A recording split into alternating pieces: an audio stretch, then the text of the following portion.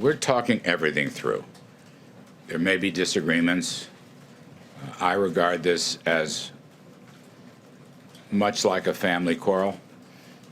I'm always the optimist. I believe it can be worked out.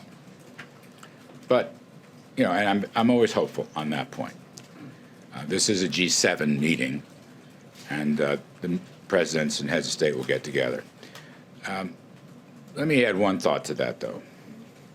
President Trump, is very clear with respect to his trade reform efforts that we will do what is necessary to protect the United States, its businesses, and its workforce, so that we may have disagreements, we may have tactical disagreements, but he has always said, and I agree, tariffs are a tool in that effort.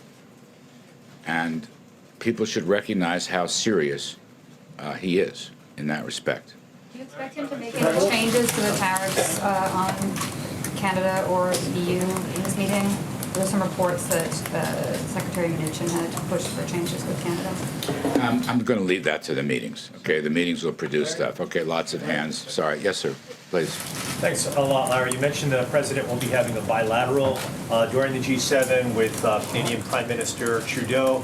How would you describe relations right now between the U.S. and Canada? Are they better than have existed in prior administrations, or are they worse than have existed in prior administrations? I don't want to make comparisons with prior administrations. Please, for my benefit. Yes, I know. Just between us. I get it.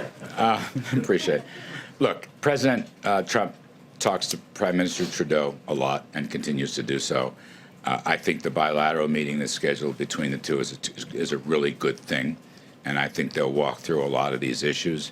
I have no doubt that the United States and Canada will remain firm friends and allies, whatever short-term disagreements may occur. So I would say relations are very good. Yes? What are the prospects for NAFTA being renegotiated this year? Well, we're still talking. Communication lines are open. I don't want to make a prediction. Ambassador Lighthizer, has the play on that.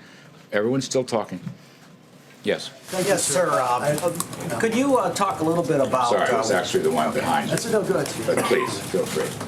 All right, I'll go. No, go ahead. Work it out, fellas. Come on. All right, thank you.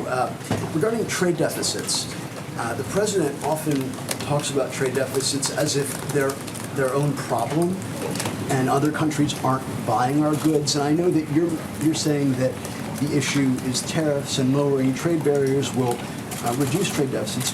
What happens when the tariffs come down, the barriers come down, and the trade deficit doesn't go down? What happens then, sir? Well, look, supply and demand in global markets subject to macroeconomic factors, that stuff's pretty hard to predict. But I think it is reasonable to assume that if our neighbors and allies and whoever lower their trade barriers, we will export significantly more, frankly, across the board. And if I could expand on that thought, the United States economy is going through very positive transformation right now. As I said earlier, lower tax rates, rollback of regulations, the war against business is over, the war against success is over, the war against energy is over. We have now freed up the animal spirits. You can see that by the confidence indexes. We're rolling.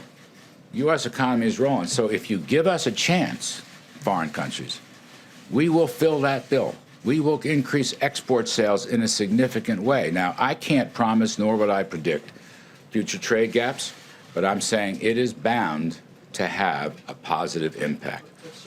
When the president talks about, for instance, automobiles, he complains that, for instance, Germans don't buy American cars.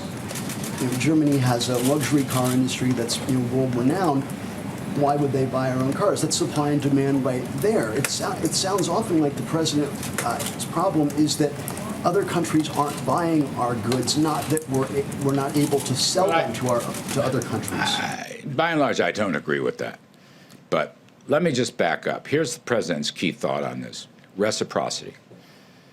And one of the problems, one of the reasons for the breakdown of the trading system, the world trading system as I described, which the president is trying to fix, in the last 20 some odd years, we've seen a lack of discipline. Tariff, non-tariff barriers have gone up. There has been a lot of protectionism. The United States, by the way, we have the lowest average tariff in the world. And if you go down a laundry list of industries, you will see we are much lower. Our tariff rates are much lower than our competitors. So his point is we should all have a level playing field. He calls it reciprocity. I think it's a very apt description. And that's the problem. If you bring down the barriers and you equalize the level the playing field, then we'll let nature take its course. We'll let markets take their course, and we will see.